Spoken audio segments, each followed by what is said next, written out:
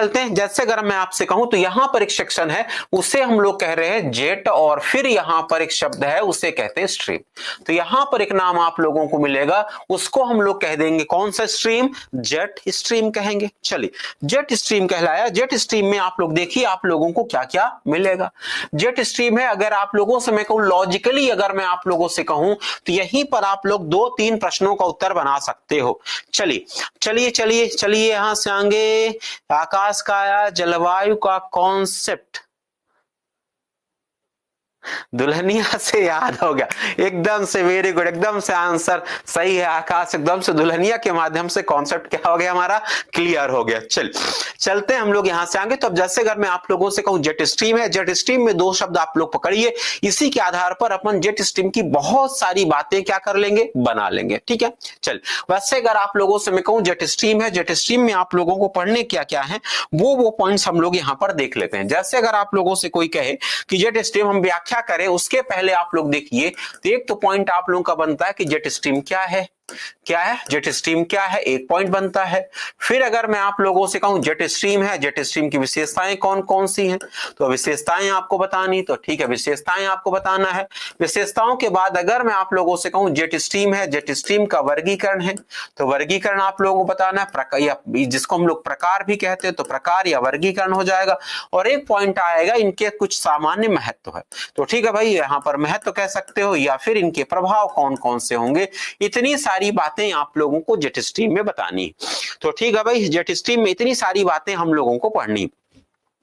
चले यहां से आगे, तो जेट स्ट्रीम है, सारे के सारे जितने भी कॉन्सेप्ट आपके हैं, चाहे यहां पर वर्गीकरण बस को छोड़कर बाकी हम लोग एक कॉन्सेप्ट एक में पढ़ लेंगे, एक साथ पढ़ लेंगे। यहां पर जो वर्गीकरण होता है, वर्गीकरण में अगर हम लोग बात करें तो यहां पर 2 प्रकार की जेट स्ट्रीम है। एक को हम लोग कहते हैं स्थायी जेट स्ट्रीम, क्या है, स्थायी जेट स्ट्रीम कहते हैं। तो एक को हम लोग कहेंगे स्थायी जेट स्ट्रीम, और एक के लिए जो शब्द इस्तेमाल होता है उसे हम लोग कहते हैं अस्थायी जेट स्ट्रीम। तो एक स्थायी जेट स्ट्रीम है, दूसरी कौन सी है, अस्थायी जेट स्ट्रीम। जो यहां पर स्थायी जेट स्ट्रीम है, ध्यान सुना, स्थायी जेट स्ट्रीम है, इसका मतलब ये होता है कि वर्ष भर प्रवाहित, ध्यान सुना, वर्ष भर प्रवाहित होती है। तो ठीक है, तो एक पॉइंट ये हो जाएगा, वर्ष भर प्रवाहित होती है। और ये जो अस्थायी होती हैं, ये कभी कभी का मतलब होता है कभी कभी महीनों में, क्या है, महीनों में। तो यहां पर अगर मैं को कभी कभी प्रवाहित होती है, क्या है, कभी कभी प्रवाहित होती हैं, और ये वर्ष भर प्रवाहित होती, ठीक है, इतना आप लोग ध्यान रखोगे। यहां पर जो स्थायी जेट स्ट्रीम है, स्थायी जेट स्ट्रीम में से एक जेट स्ट्रीम का नाम है, उसे हम लोग कहते हैं यहां पर ध्रुवीय वाताग्र। क्या नाम देते हैं, ध्रुवीय वाताग्र। तो ठीक है, तो यहां पर आपको मिल जाएगा ध्रुवीय वाताग्र जेट स्ट्रीम। तो यहां पर एक पॉइंट आप लोग बताओगे ध्रुवीय वाताग्र जेट स्ट्रीम, और एक को आप लोग कहोगे उपोष्ण कटिबंधी। कौन सा है, उपोष्ण कटिबंधीय जेट स्ट्रीम। तो चलिए ठीक है भाई, यहां पर आपको मिल जाएगा उपोष्ण कटिबंधीय जेट स्ट्रीम। एक ध्रुवीय जेट स्ट्रीम हो गया, और एक कौन सा हो गया, उपोष्ण कटिबंधीय जेट स्ट्रीम हुआ। चल यहां से आगे चलते हैं, ये वाला जो सेक्शन है, यहां पर आप लोग देखिए यहां पर कौन कौन सी जेट स्ट्रीम मिलेंगी। यहां पर एक को हम लोग कहते हैं, उससे हम लोग नाम देते हैं ध्रुवीय रात्रि। कौन सी नाम देंगे, ध्रुवीय रात्रि जेट स्ट्रीम। तो ठीक है भाई, यहां पर आप लोगों को मिल जाएगा, उससे कहेंगे ध्रुवीय रात्रि जेट स्ट्रीम। और फिर एक नाम यहां पर आप लोगों को और मिलेगा, उसे हम लोग कहते हैं पूर्वी जेट स्ट्रीम। क्या है, पूर्वी जेट स्ट्रीम। ये उपोष्ण कटिबंधी पछुआ जेट स्ट्रीम है भाई, ये उपोष्ण कटिबंधी पछुआ जेट स्ट्रीम, इसको हम लोग कहते हैं उष्ण कटिबंधीय, उष्ण कटिबंधी पूर्वी जेट स्ट्रीम।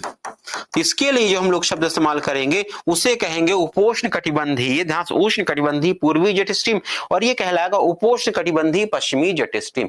इतने पॉइंट्स आप लोगों को ध्यान में रखना है। आप लोगों को तो पहला पॉइंट है कि जेट स्ट्रीम में ही याद रखना है, इनका नाम याद रखना है।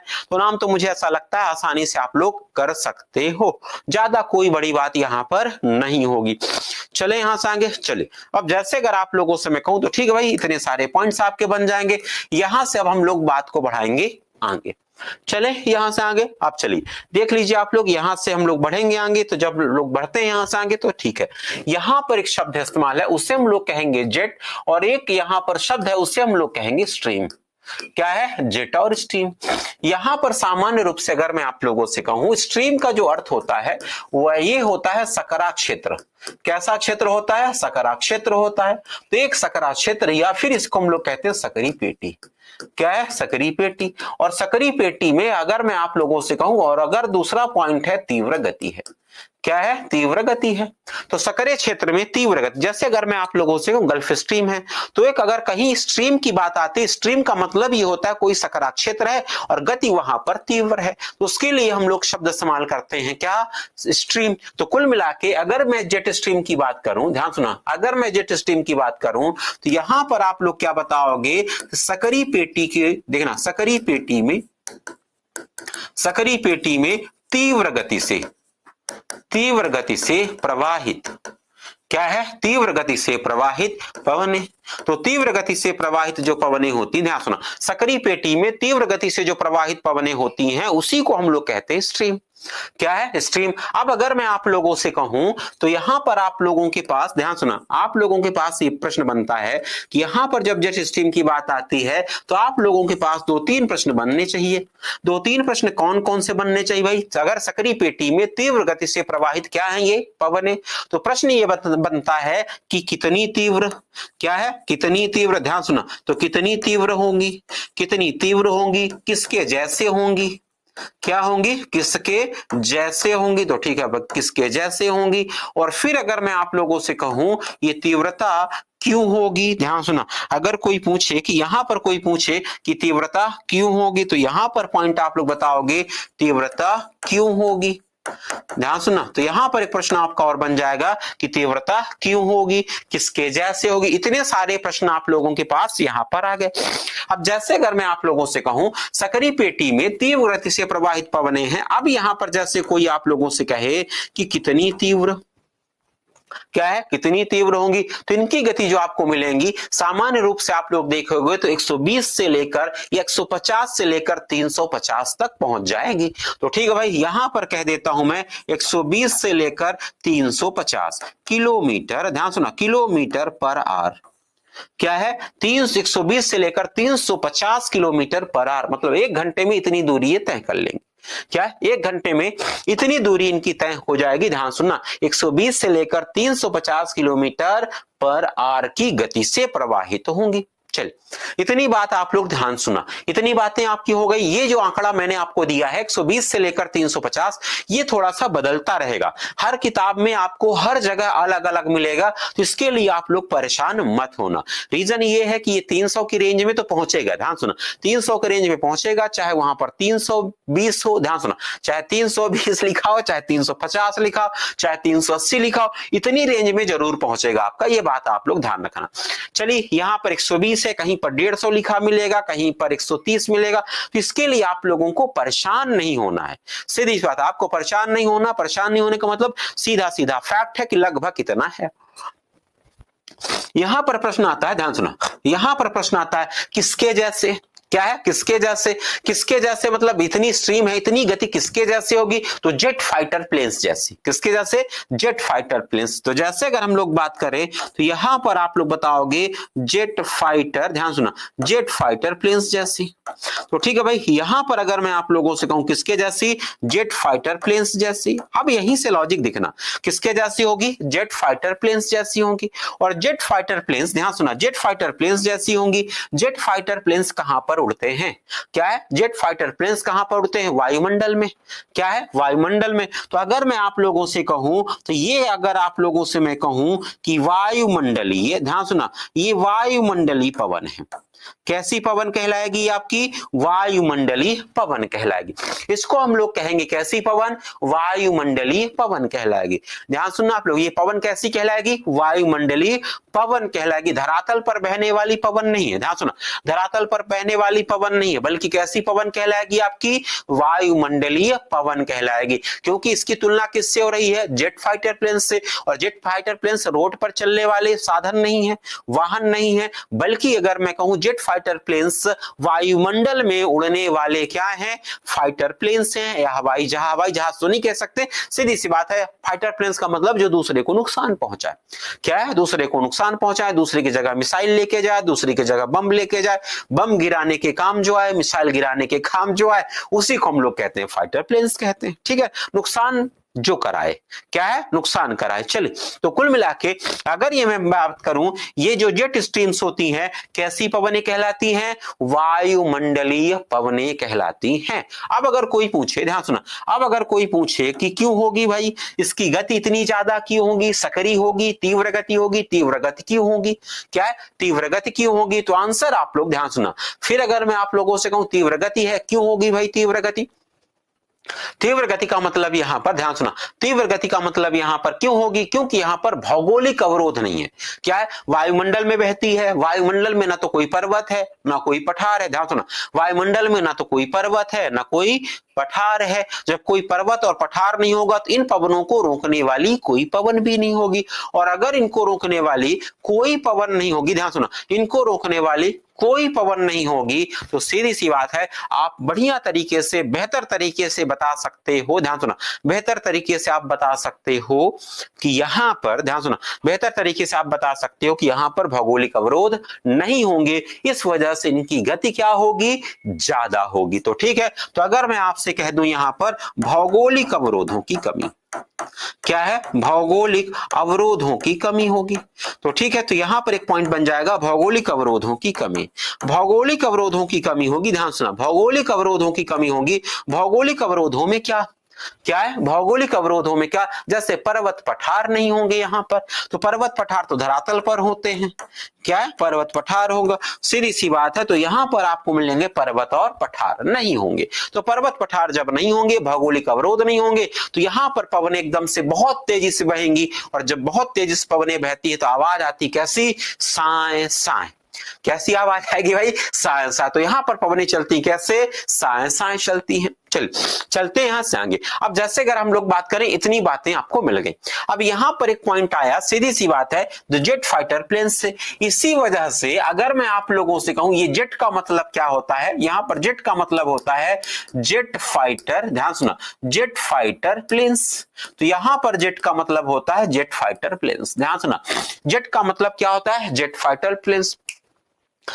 अब देख लीजिए आप लोग, जैसे अगर मैं आप लोगों से कहूं जेट स्ट्रीम के बारे में आपने बहुत सारी बातें जान ली, जेट स्ट्रीम सकरी पेटी में बहेगी, ध्यान सुना, जेट स्ट्रीम सकरी पेटी में बहेगी, इसकी गति तीव्र होगी, इसकी गति होगी 120 से लेकर 350 होगी, ये क्या है, इसकी तुलना हम करते हैं जेट फाइटर प्लेन से, इसका अर्थ ये होता है कि यह वायुमंडलीय पवन है, इसकी गति तीव्र क्यों है, क्योंकि वायुमंडल में है, वायुमंडल में अगर मैं आप लोगों से कहूं भौगोलिक अवरोधों की कमी होती है, तो भौगोलिक अवरोधों की कमी के कारण, ध्यान सुना, भौगोलिक अवरोधों की कमी के कारण इसकी गति क्या होती है, तीव्र होती है, और ये तीव्रता 120 से लेकर 350 किलोमीटर तक होती है। और कोई भी चीज अगर मैं आप लोगों से कहूं गतिशील है तो उसकी चौड़ाई ज्यादा नहीं होगी, वो हमेशा सकरी ही होगी, तो सकरी क्षेत्र में प्रवाहित होती है। तो यहां पर आपको मिल जाएंगे जेट फाइटर प्लेन्स। अब अगर मैं आप लोगों से कहूं जेट फाइटर प्लेन्स है, जेट फाइटर प्लेन्स की अगर आप लोगों से कहूं ये जेट फाइटर प्लेन्स कब आए, जेट फाइटर प्लेन्स का संबंध द्वितीय विश्व युद्ध से है, किससे है, द्वितीय विश्व युद्ध। तो जैसे अगर हम लोग बात करें तो इसका जो संबंध है द्वितीय विश्व युद्ध से, क्या है, द्वितीय विश्व युद्ध से, जो 1939 से लेकर 1945 तक चला। कब तक चला भाई, 1939 से लेकर 1945 तक चला। ये कौन सा समय कहलाएगा, द्वितीय विश्व युद्ध का। तो द्वितीय विश्व युद्ध का समय कहलाएगा 1939 से लेकर 1945 तक का ये समय कहलाएगा, इसी को हम लोग कहेंगे क्या, द्वितीय विश्व युद्ध। और ये द्वितीय विश्व युद्ध जो था, इसमें जो फाइटर प्लेन्स थे ये अमेरिका के थे, किसके थे, अमेरिका के, तो अमेरिका के फाइटर प्लेन्स थे। तो ठीक है, तो जैसे अगर हम लोग बात करें तो अमेरिका के फाइटर प्लेन्स थे। अब सीधी सी बात है, अमेरिका के फाइटर प्लेन्स थे, ध्यान सुना, अमेरिका के फाइटर प्लेन्स थे, सीधी सी बात है, तो लड़ने कहां जा रहे थे, तो युद्ध स्थल क्या था भाई, लड़ने किससे जा रहे थे। तो अगर कोई पूछे कि लड़ने किससे जा रहे थे, क्या है, लड़ने किससे जा रहे थे, ये सब के सब लड़ने किससे जा रहे थे, लड़ने किससे जाएंगे, जापान से। कहां से जाएंगे, जापान से। तो ध्यान सुना, यहां पर अगर मैं आप लोगों से कहूं तो लड़ने जा रहे थे जापान से, क्या है, जापान से। तो जापान से लड़ने जा रहे थे, मतलब अगर मैं आप लोगों से कहूं तो अमेरिका के फाइटर प्लेन्स से द्वितीय विश्व युद्ध के दौरान, ध्यान सुना, द्वितीय विश्व युद्ध के दौरान अमेरिका के जो फाइटर प्लेन्स थे, अमेरिका के फाइटर प्लेन्स जा रहे थे बम्बार्डिंग करने कहां जा रहे थे, जापान जा रहे थे। चल, अब अगर मैं आप लोगों से कहूं, बस एक दो बातें आप लोग ध्यान रखना। जैसे आप लोग देखोगे तो यहां पर आप लोगों को क्या मिलेगा, जैसे आप लोगों से मैं कहूं यहां पर ये हमारा यहां पर ये भारत बनता है, ध्यान सुना, ये आप लोग देखोगे ये हमारा एशिया का सेक्शन, ये आप लोगों का एशिया बनता है। तो ठीक है भाई, यहां से अगर हम लोग बात करें तो ये बन गया यहां पर एशिया। क्या है, एशिया। इस एशिया में यहां कहीं पर, ध्यान सुना, यहां कहीं पर आपको मिलेगा जापान। क्या है, जापान। और अगर आप लोगों से मैं कह दूं, यहां से आप लोग जाओगे, ये वाला जो सेक्शन आपको मिलेगा, यहां कहीं पर ये इधर आप लोग चले जाओगे तो इधर आपको मिल जाएगा अमेरिका।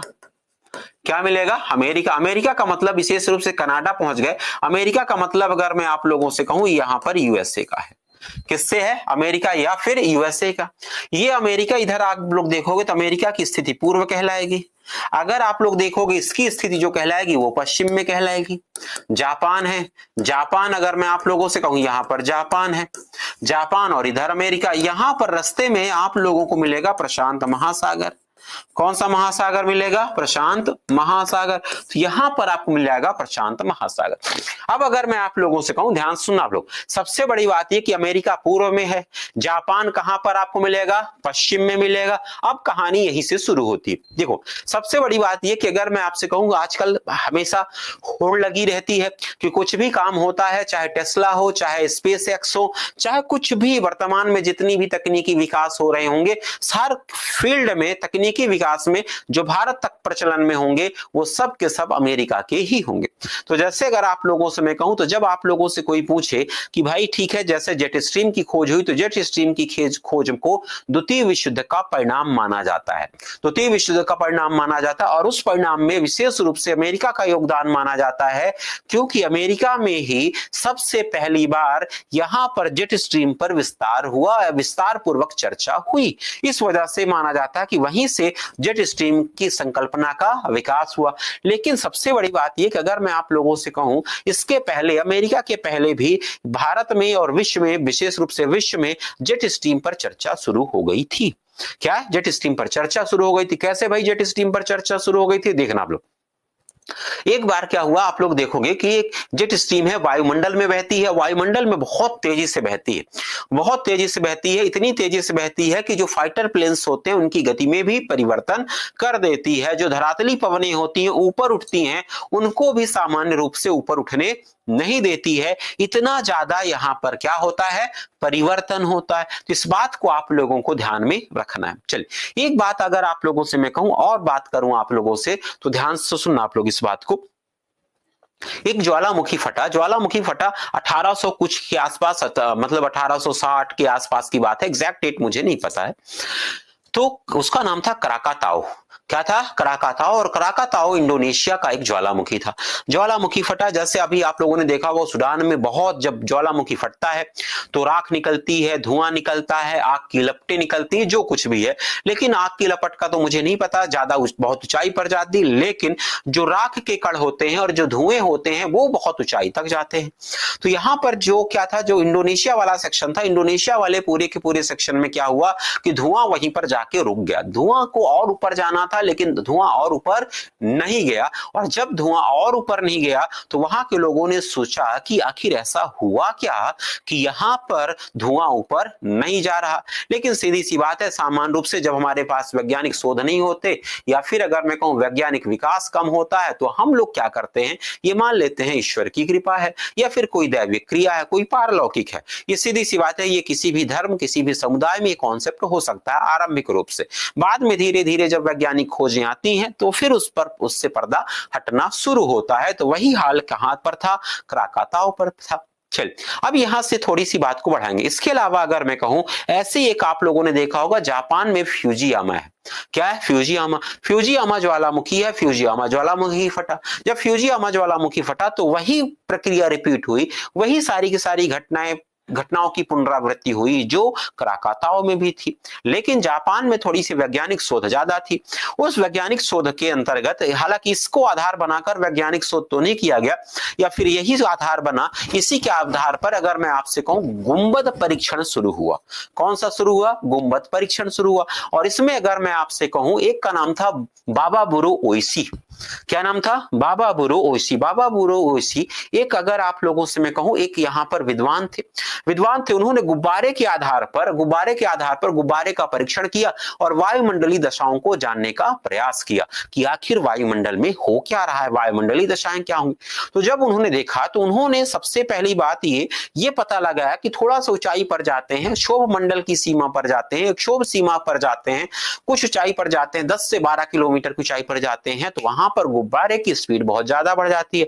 वहां पर कोई चीज है जो बहुत तेजी से बह रही है, जिसकी वजह से क्या है, गुब्बारा बहुत तेजी से भगता है। बात गई, लेकिन ठीक है, उनके दिमाग में आ गया, जापानियों के बीच में ये बात दिमाग में आ गई, ठीक है, लेकिन उसको उतना महत्व नहीं मिला, क्योंकि ये घटना, अगर मैं आप लोगों से कहूं, ये 1920 के आसपास की घटना होगी। जापान में ये सब चीजें हो गई थी।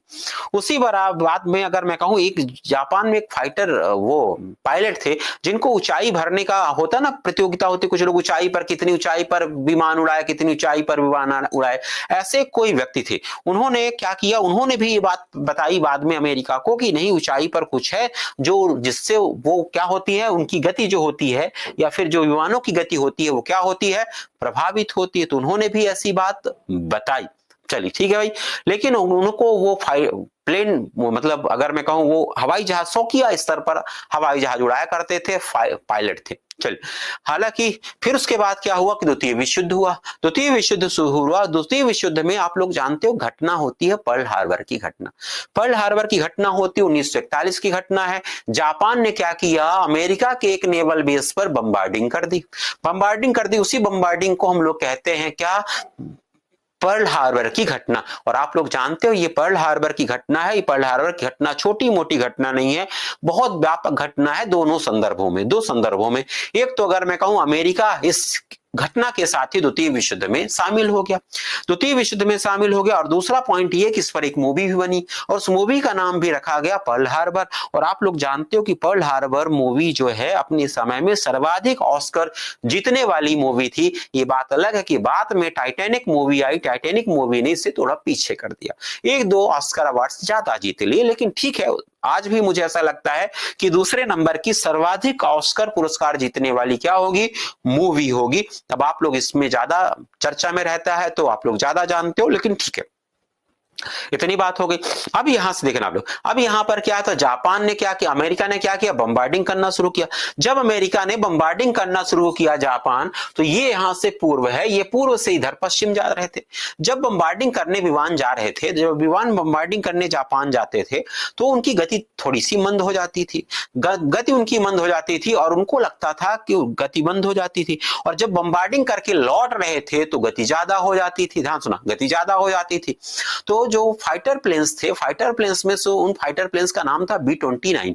क्या था? B-29 था। तो जो फाइटर प्लेन्स थे, फाइटर प्लेन्स के जो पायलट थे, उन लोगों ने कहा कि यार, वायुमंडल में कुछ है जो इतनी झूम करके एकदम से जो हवा फाइटर प्लेन्स चलते हैं, उसकी गति को कोई कैसे प्रभावित कर सकता है। तो ये बात अमेरिका मौसम विज्ञान के वैज्ञानिकों को पता चली। तो उन लोगों ने पता लगाया कि यहां पर एक बहुत तेज से बहती है, पवन बहती है, और उसी को, और उसका संबंध जेट स्ट्रीम से था, तो उसको कहा गया क्या, जेट स्ट्रीम कहना लगे। तो वहां से उस हवा का संबंध जेट फाइटर प्लेन से था, इस वजह से उसको जेट स्ट्रीम कहने लगे। तो ये बात आप लोग यहां पर ध्यान में रखोगे। फिर एक बात आप लोगों के पास और आती है, वो कौन सी बात आई भाई? जेट फाइटर प्लेन्स आपको यहां पर मिले, जेट फाइटर प्लेन्स की कहानी आगे शुरू होगी। अब आगे की 1-2 बातें आपको और याद रखनी। क्या याद रखनी आप लोगों को आगे? हालांकि ये सब परीक्षा में नहीं आएगा, लेकिन ठीक है, आप लोगों को कॉन्सेप्ट डेवलप करने के काम आएगा, और कहीं ना कहीं आप लोगों को जब विश्व की राजनीति समझोगे, उसमें भी आप लोगों के काम आएगा। फिर क्या होता है यहाँ पर, अगली बात क्या होती है? अगली बात जो विशेष रूप से यहाँ पर होती है कि ये वाली बात, बम्बार्डिंग हो रही थी, क्या बम्बार्डिंग हो रही थी, इसी दौरान क्या है, यहाँ पर बाबा बुरो जो ओइसो हैं उनका कॉन्सेप्ट काम आता है। उन्होंने क्या किया, ध्यान सुनो, उन्होंने क्या किया, जब बम्बार्डिंग शुरू हो गई तो उनके पास तो फाइटर प्लेन्स नहीं थे, तो उनके पास, लेकिन उनके पास गुब्बारा था। गुब्बारे का नाम था, उसको कहा गया, गुब्बारे को कहा गया फूगो। क्या कहा गया, फू और फिर गो, तो फूगो कहा गया, फूगो कहा गया। फूगो, फूगो अगर मैं कहूं एक गुब्बारा था, गुब्बारा में तो उसको कहते गुब्बारा बम था वास्तव में। क्या था, गुब्बारा बम। जैसे गुब्बारा था, उस गुब्बारे में, ध्यान सुना, उस गुब्बारे में क्या कर देते थे, वो बम भर देते थे, बम रख देते थे और बम को उसी जेट स्ट्रीम के सीधे में से छोड़ देते थे। यहां पर जैसे जेट स्ट्रीम है, जेट स्ट्रीम को ऐसे छोड़ देते थे। जेट स्ट्रीम को जब छोड़ देते थे तो जेट स्ट्रीम, जब उनको अंदाजा था कि कहां से लेकर कहां तक पहुंचा होगा, उसी बीच में वो रिमोट से या किसी अन्य माध्यम से बम को फोड़ देते थे। तो बम उनका क्या हो जाता था, गिर जाता था। तो बम उनका गिर जाता था और अमेरिका में नुकसान पहुंचाया जाता था। तो उसको हम लोग कहते थे क्या, फूगो बम कहते थे। और उस फूगो बम की महत्व से, उस फूगो बम की सहायता से जापान ने क्या किया, अमेरिका को नुकसान पहुंचाना शुरू किया द्वितीय विश्व युद्ध में। तो जापान ऐसे तेज चलने लगा, अमेरिका का दिमाग खराब हो गया। अमेरिका ने कहा रुको भाई, अब हम तुमको सिखाते हैं सबक। तो उसी दौरान क्या है, अमेरिका ने परमाणु परीक्षण कर लिया था। परमाणु परीक्षण कर लिया था तो फिर ध्यान सुना आप लोग, परमाणु परीक्षण जब कर लिया था, ध्यान सुना, परमाणु परीक्षण जब कर लिया था तो उसके सहायता, परमाणु परीक्षण, तो अमेरिका ने कहा रुको मैं तुमको समझाता हूं। तो अमेरिका गया तो परमाणु बम गिरा दिया और नागासाकी और हिरोशिमा की क्या हो गई, घटना भी हो गई। ठीक है ना, चलिए चलते हैं यहां से। हिस्ट्री का फ्री का फायदा हो गया। हाँ बात सही है, क्योंकि हिस्ट्री और भूगोल दोनों आपस में जुड़े हुए हैं। और आप लोगों से मैं बताऊं, मेरे दो ऑप्शनल भी रहे यूपीएससी के दौरान, हिस्ट्री और ज्योग्राफी। तो दोनों घटनाओं को मैं अक्सर जोड़कर ही पढ़ता था हमेशा अपनी तैयारी के दौरान। चलते हैं यहां से आगे। अब इतनी सारी बातें, ध्यान सुना, इतनी सारी बातें आप लोगों को यहां पर हो गई। तो फूगो बम भी मिलेगा, फाइटर प्लेन्स में भी मिलेंगे। चले अब यहां से बात बढ़ाएं। अब देखना, इतनी बातें आप लोगों की हो गई। अब जैसे आगे की बात करेंगे, अब यहां पर आप लोगों ने देखा दो फाइटर प्लेन्स है, जापान के साथ ऐसा हुआ। अब यहां से आगे चलते हैं, तो यहां से अब मैंने आप लोगों से कह दिया ये कैसी पवन है, वायुमंडलीय पवन। तो वायुमंडलीय पवन है। अब यहां से हम लोग बात को बढ़ाएंगे आगे। अब जैसे मैंने आप लोगों से कहा था, तो ये आप लोगों ने कहा था ये कैसी पवन कहलाएगी, वायुमंडलीय पवन। क्या है, वायुमंडलीय पवन कहलाएगी। वायुमंडलीय पवन है, ध्यान सुना, वायुमंडलीय पवन है। लेकिन अब प्रश्न ये आता है कि वायुमंडल कहां पर, वायुमंडल अगर मैं कहूं क्षोभ मंडल पर, कि समताप मंडल पर, कि मध्य मंडल पर, कि आयन मंडल पर, कि बाह्य मंडल पर। आप लोग जानते हो वायुमंडल में बहुत सारी परतें होती, तो वायुमंडल में कहां, वायुमंडलीय पवन है लेकिन वायुमंडल में कहां, तो वायुमंडल में विशेष रूप से अगर मैं आप लोगों से कहूं, ये वायुमंडल में आपको मिलेगी क्षोभ सीमा पर। कहां पर मिलेगी, क्षोभ सीमा पर मिलेगी। तो ठीक है भाई, यहां पर आप लोगों को मिलेगी, कहां पर मिलेगी, क्षोभ सीमा पर। क्षोभ सीमा अगर मैं आप लोगों से कहूं, यह संक्रमण का क्षेत्र होता है। कैसा क्षेत्र होता है, संक्रमण का क्षेत्र। तो ठीक है भाई, ये संक्रमण का क्षेत्र होता है, संक्रमण का क्षेत्र है। संक्रमण का क्षेत्र अगर कोई पूछे किसके किसके मध्य, तो यहां पर आप लोग बताओगे क्षोभ मंडल, ध्यान सुना, क्षोभ मंडल और समताप मंडल। कौन सा होगा भाई, क्षोभ मंडल और समताप मंडल के मध्य। तो ठीक है, तो यहां पर आप लोग बताओगे क्षोभ मंडल एवं समताप मंडल के मध्य। तो क्षोभ मंडल और समताप मंडल के मध्य, लॉजिक सुनना आप लोग, क्षोभ मंडल और समताप मंडल के मध्य होगा। देखना आप लोग, जैसे अगर मैं आप लोगों से कहूं, यहां पर आप लोग देखना, ये हमारी पृथ्वी है। क्या है, ये पृथ्वी हो गई। तो ठीक है, तो यहां पर मैंने बना दिया है पृथ्वी, ये हमारी पृथ्वी हो गई। चलिए यहां पर अगर हम लोग बात करें, ये पृथ्वी हो गई।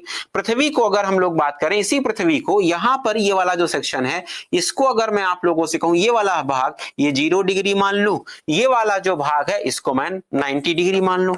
90 डिग्री का मतलब यहां पर मैं इसको ध्रुव मान लूं, और ये यहां पर विषुवत रेखा, क्या है, विषुवत रेखा मान लेता हूं। ध्यान सुना, ये विषुवत रेखा मान लेता हूं। तो यहां पर आप लोग देखोगे, सामान्य रूप से देखोगे, तो यहां पर इसकी ऊंचाई है 18 किलोमीटर क्षोभ मंडल की। क्या है, क्षोभ मंडल की। और इसकी जो ऊंचाई आपको मिलेगी वो मिलेगी 8 किलोमीटर। तो ध्यान सुना, तो कुल मिला के अगर आप लोगों से मैं कहूं, यहां पर इस वाले सेक्शन में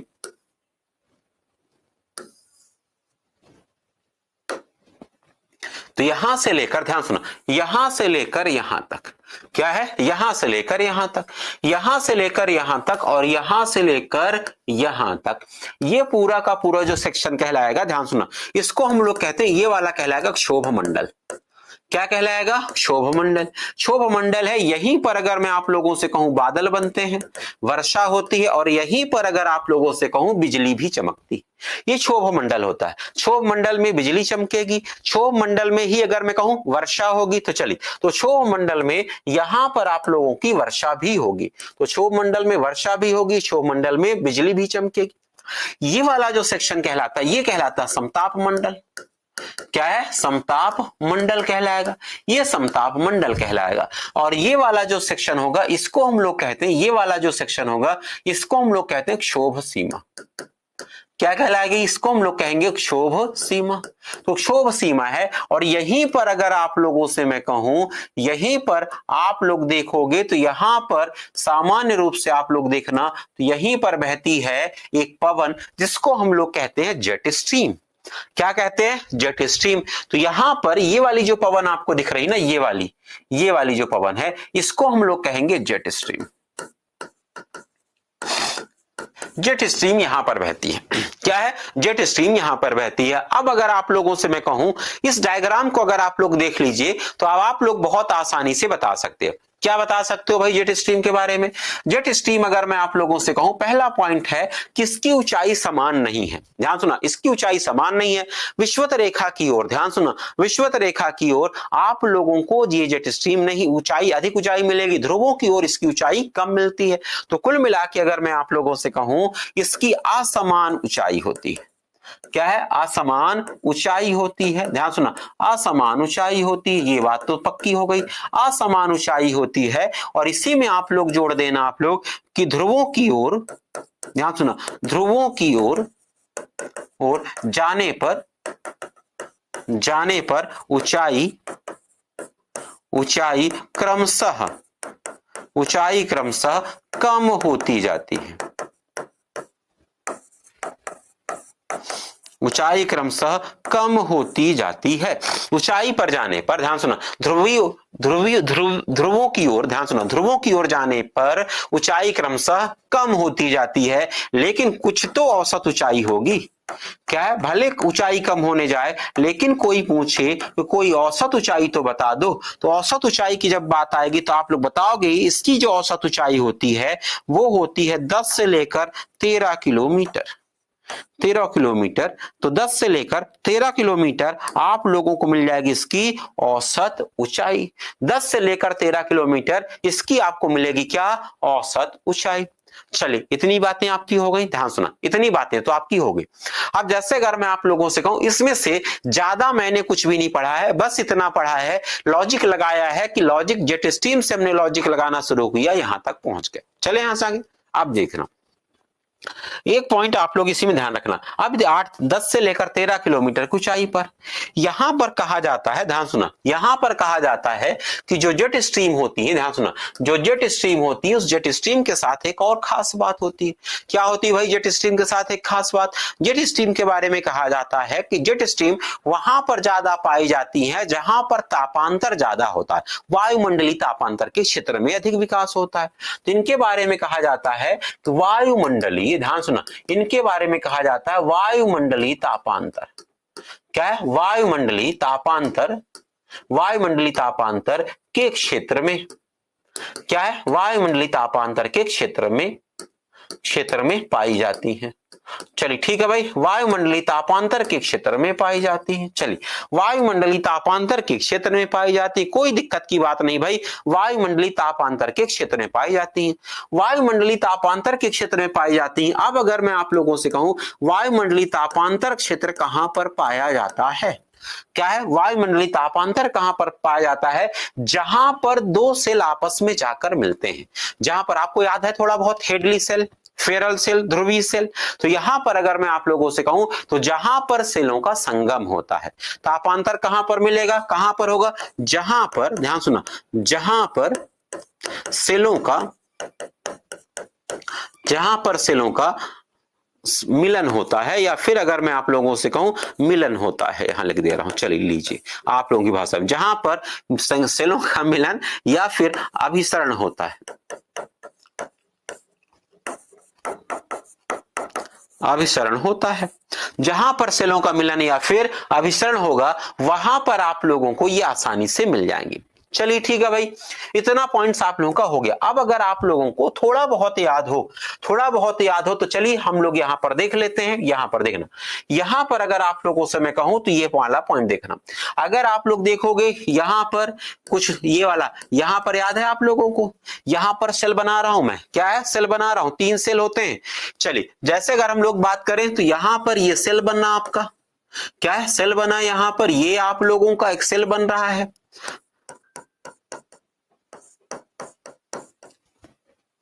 ये यहां पर एक सेल बन रहा आपका, देख लीजिए आप लोग, यहां पर सेल भी बन रहा है, वायुदाब पेटियां भी बन रही हैं, यहां पर एक सेल बना, यहां पर एक सेल बना, यहां पर वायु टकराई, टकराने के बाद वायु इधर आ गई, फिर वायु कुछ वायु यहां पर ऐसी चली गई, यहां पर भी वायु अगर मैं कहूं कुछ टकरा के ऐसी चली गई, कुछ वायु यहां पर टकरा के ऐसी चली गई, यहां से भी अगर मैं आप लोगों से कहूं यहां से, तो यहां पर भी एक आप लोगों का सेल बन गया। चलिए यहां पर एक सेल आप लोगों का बना, ये वाला जो सेक्शन आपका बना, यहां पर भी आप लोगों का सेल क्या बना, एक पेटी भी बन गई।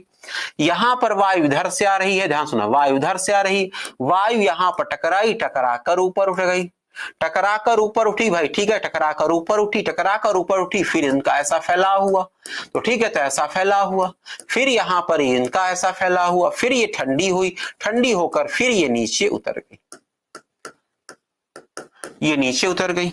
यहां पर भी यही कहानी होगी, ये इधर से आई, ये यहां पर टकराकर यहां पर दोनों ऊपर उठी, दोनों ऊपर उठने के बाद फिर दोनों फैल गई, तो दोनों को फैल जाने देना, दोनों फैल गई, दोनों के फैलने के बाद फिर यहां पर नीचे उतरी, फिर यहां पर आप लोग देख लीजिए, यहां पर ऐसे हो गए और फिर ये नीचे उतर गई, यहां पर इतना सारा सेक्शन आपका बन गया।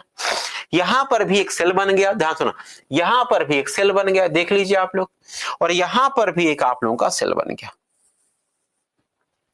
देख लीजिए आप लोग। मैंने आप लोगों से कहा था ये कहलाता है, ये अगर आप लोगों से मैं कहूं ये कहलाएगा 30 डिग्री, ये कहलाएगा 35 डिग्री, यहां पर अगर मैं कहूं ये कहलाएगा 60 डिग्री, ये कहलाएगा 65 डिग्री नॉर्थ, ये कहलाएगा नॉर्थ, ये कहलाएगा नॉर्थ, ये कहलाएगा नॉर्थ। यहां पर अगर मैं कहूं 30 डिग्री, ये 35 डिग्री, 35 डिग्री साउथ, साउथ, ये है 60 डिग्री साउथ, ये है 65 डिग्री साउथ, यहां पर बताने की जरूरत नहीं है। चलिए इतनी बातों पर आप लोग रहना। अब जल्दी से आप लोग मुझे बता दीजिए, चलिए याद है ये सेल क्या, एक बार कमेंट करके बता दो आप लोगों को ये सेल याद है कि नहीं याद है, क्या है याद है कि नहीं, एक बार कमेंट करके बता दो हाँ या ना में, ये सेल सारे के सारे याद हैं आप लोगों को कि नहीं याद हैं, याद है। चलिए ठीक है, आकाश का आंसर आया एकदम से, हेडली भी आया, फेरल भी आया, अभिषेक सिंह, वेरी गुड। चलिए अब मैंने आप लोगों से कहा, ध्यान सुना, अब मैंने आप लोगों से कहा, बोलूं मैं यहां से आगे, चलिए अब अगर मैं आप लोगों से कहूं तो यहां पर आप लोगों को एक सेक्शन मिलेगा, क्या सेक्शन मिलेगा भाई, जैसे अगर मैं आप लोगों से कहूं तो यहां पर संगम, तो पहला डायग्राम तो ये है कि संगम कहां कहां पर है, संगम देख लीजिए आप लोग, यहां पर मैंने आप लोगों से कहा जहां पर सेलों का मिश्रण है, सेलों का मिश्रण यहां पर है, सेलों का मिश्रण यहां पर है, सेलों का मिश्रण यहां पर है, सेलों का मिश्रण यहां पर है, क्या है, सेलों का मिश्रण यहां पर है। अब जैसे अगर मैं आप लोगों से कहूं सेलों का मिश्रण कहीं पर है, देख मिल गया आप लोगों को सेलों का मिश्रण। चलिए अब अगर आप लोगों से मैं कहूं सेलों का मिश्रण अगर यहां पर है, बोलूं मैं यहां से बात को, चलिए सेलों का मिश्रण यहां पर है, तो अब आप लोग मुझे बताना कि इस डायग्राम को आप लोग देख लीजिए, मुझे जल्दी से आप लोग मुझे बताइए कि यहां पर जो जेट स्ट्रीम होंगी सिर्फ एक गोलार्ध में पाई जाएगी कि दोनों गोलार्धों में पाई जाएगी, मनीषा का भी आंसर आया, आकाश का भी आया। चलिए चलिए जल्दी से आप लोग मुझे बताइए कि जेट स्ट्रीम किसी एक गोलार्ध में पाई जाएगी कि दो के दोनों गोलार्धों में पाई जाएगी, दो के दोनों गोलार्धों में पाई जाएगी। तो एक पॉइंट तो इस डायग्राम को आप लोग देख लीजिए कि यहां पर जेट स्ट्रीम क्या होती है, अगला पॉइंट बताना कि जेट स्ट्रीम दोनों गोलार्धों में पाई जाती है, क्या है, जेट स्ट्रीम दोनों गोलार्धों में पाई जाती है, दोनों गोलार्धों में पाई जाती है। तो यहां पर आप लोग बताओगे कि जेट स्ट्रीम क्या होगी, जेट स्ट्रीम दोनों गोलार्धों में पाई जाती है। तो जेट स्ट्रीम दोनों गोलार्धों में पाई जाती है। अब एक बात मुझे बता देना, इससे हिसाब क्या, अगर मैं आप लोगों से कहूं जेट स्ट्रीम डायग्राम से देख लीजिए, क्या जेट स्ट्रीम विषुवत रेखा पर मिलेगी या फिर जेट स्ट्रीम विषुवत रेखा पर नहीं मिलनी चाहिए? डायग्राम क्या कहता है, जेट स्ट्रीम विषुवत रेखा पर मिलनी चाहिए कि नहीं मिलनी चाहिए? जल्दी से कमेंट करके बताइए आप लोग, जेट स्ट्रीम विषुवत रेखा पर मिलनी चाहिए कि नहीं मिलनी चाहिए? कमेंट करके जल्दी से मुझे बता दो, जितने लोग हो उतने लोग कमेंट करो फट से आप लोग। चलिए ठीक है, तो आकाश काया, फेरल सेल, हेडली सेल और अमित सर का सेल, ध्रुवी सेल, वेरी गुड। चलिए चलते हैं आकाश, चलिए जल्दी से आप लोग बताओगे। नहीं मिलेगी, नहीं मिलेगी, नहीं मिलेगी। कुछ लोगों ने लिखा मिलनी चाहिए। अरे सीधी सी बात है, संगम की बात हो रही है, जहां पर दो प्रकार की पवनें आपको मिल रही होंगी। तापांतर, तापांतर का मतलब यहां पर तापन, विषुवत रेखा पर तापांतर नहीं हो सकता। ध्यान सुनना, लॉजिक समझना अभिषेक। चलिए, विषुवत रेखा पर तापांतर नहीं हो सकता क्योंकि विषुवत रेखा पर सूर्य वर्ष भर लंबवत होता है, तो विषुवत रेखा पर तापांतर न्यूनतम पाया जाता है। नोट लगा के लिखो, गांठ बना के लिखो, सीधी सी बात है, गांठ बनाकर लिखो आप लोग कि विषुवत रेखा पर, ध्यान सुना, गांठ बनाकर लिखो आप लोग, विषुवत रेखा पर न्यूनतम तापांतर नहीं पाया जाता। यहां पर लिखो आप लोग, विषुवतीय क्षेत्र में, विषुवतीय क्षेत्र में तापांतर, तापांतर नहीं पाया जाता। विषुवतीय क्षेत्र में तापांतर नहीं पाया जाता है। तो विषुवतीय क्षेत्र में तापांतर नहीं पाया जाता है, ये बात आप लोग ध्यान में रखना आप लोग। चलिए, तो कुल मिला के ये बात क्लियर हो रही है एक और, कि जेट स्ट्रीम क्या होती है, विषुवतीय क्षेत्र में नहीं पाई जाती। तो ठीक है भाई, तो अगर मैं आप लोगों से कहूं तो यहां पर अगला पॉइंट बताओगे, विषुवतीय क्षेत्र में, विषुवतीय क्षेत्र में नहीं पाई जाती,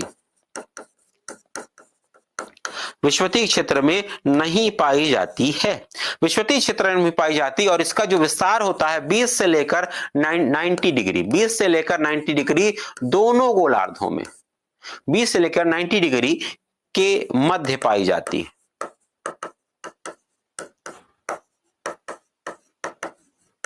कहां पर पाई जाती है? 20 से लेकर 90 डिग्री के मध्य दोनों गोलार्धों में पाई जाती है। कहां कहां तक? 20 से लेकर 90 के बीच। चलिए, अब जैसे अगर मैं आप लोगों से कहूं यहां पर जेट स्ट्रीम है, ध्यान सुना, यहां पर जेट स्ट्रीम है। अब आप लोग कहानी सुनना आप लोग, अगर यहां पर जेट स्ट्रीम की बात करूं,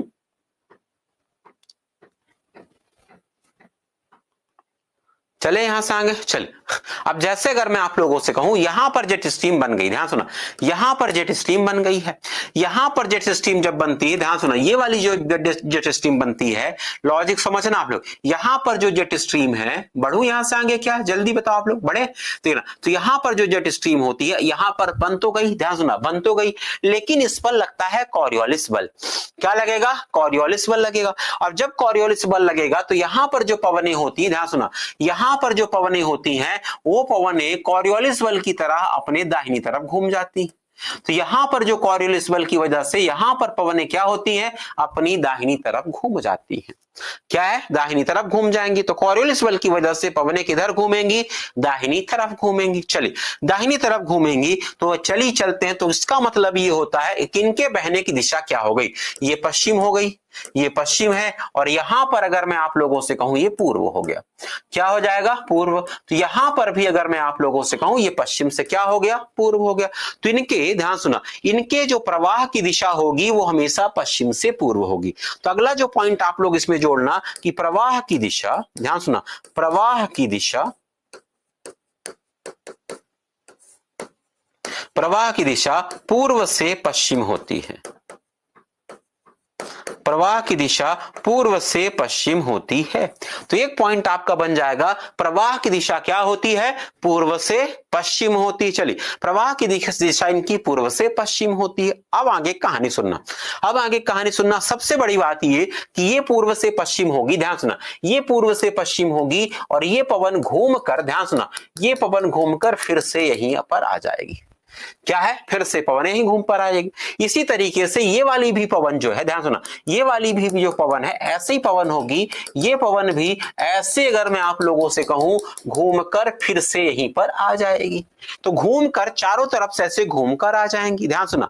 चलिए, तो पश्चिम से, तो यहां से पश्चिम से पूर्व हो जाएगी। अब ये पवनें ऐसे गोल गोल घूमेंगी, तो गोल गोल घूमेंगी तो जल्दी से आप लोग मुझे बताना, यहां पर है ये ध्रुव, कहां पर है, यहां पर क्या है, ध्रुव। तो ये करेंगे क्या, ध्रुव की पश्चिम से पूर्व, हाँ पश्चिम से पूर्व होंगी। चलिए, पश्चिम से पूर्व होंगी। जल्दी से एक बात आप लोग मुझे बताना, मैंने आप लोगों से कल कहा था कि पवनें जिधर से आना शुरू होती है वही उनकी क्या हो जाती है, दिशा हो जाती है। चलिए, अब एक बात मुझे बता देना, सबसे बड़ी बात यह कि ध्रुवों का चक्कर लगाएंगी कि नहीं लगाएंगी, लगाएंगी। तो सारी की सारी पवनें क्या करेंगी, ध्रुवों का चक्कर लगाएंगी, और ध्रुवों का चक्कर लगाएंगी, ध्यान सुना, ध्रुवों का चक्कर लगाएंगी, इस वजह से इनको हम लोग परिध्रुवीय पवनें भी कहते हैं। क्या कहते हैं इनको, इनके लिए एक और शब्द इस्तेमाल होता है, इनको हम लोग कहते हैं परिध्रुवीय पवनें। क्या कहलाती हैं, परिध्रुवीय पवनें। तो इनके लिए जो शब्द इस्तेमाल होता है उसे हम लोग कहते हैं परिध्रुवीय पवनें। तो परिध्रुवीय पवनें हो जाएंगी। तो इनको लिए एक और शब्द इस्तेमाल होता है, परिध्रुवीय पवनें भी कहते हैं।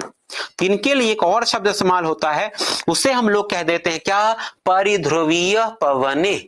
परिध्रुवीय पवनें कहलाती हैं क्योंकि ये ध्रुवों का क्या लगाती हैं, चक्कर लगाती हैं। पश्चिम से पूर्व तो बहती हैं, ध्यान सुना, पश्चिम से पूर्व तो बहती हैं, लेकिन साथ ही ये क्या कहलाएंगी, परिध्रुवीय पवनें कहलाएंगी। तो ये बात आप लोगों को यहां ध्यान में रखना है। तो इतनी सारी बातें आप लोगों की हो चुकी हैं। तो ठीक है भाई, बाकी तो और पूरा ना कर पाऊंगा आज, बाकी सेक्शन हम लोग करेंगे पूरा कल। तो आज तो बस इतना ही, थैंक यू वेरी मच। एक आज हाँ प्रश्न भी नहीं कराया, कल से मैं आप लोगों का प्रश्न का सीरीज, क्योंकि अभी तक बीच में इसलिए प्रश्न नहीं करवाया था कि वो सिर्फ कॉन्सेप्ट वाला हिस्सा था, वहां से सामान्य रूप से प्रश्न नहीं आते भारत के भूगोल में। तो अब यहां से आपका शुरू हो गया, तो यहां से मैं आप लोगों का कॉन्सेप्ट क्वेश्चन कराना भी साथ में शुरू कर दूंगा, ठीक है ना। तो ठीक है भाई, थैंक यू वेरी मच, आज तो बस इतना ही।